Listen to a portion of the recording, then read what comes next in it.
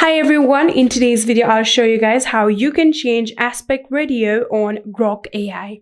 Well, it's quite easy. So all you have to do is first of all open the Grok AI and then make sure that you are logged into your account, and then from here you can get to the Imagine section by simply tapping on Imagine, and then here you can simply add down the prompt of the image that you want to generate, right? So if you add down your prompt before tapping on this send button, here you can see a filter icon right here. If you tap on this option, here you can change the aspect ratio of the photo that you want to generate. For example, it is 2:3.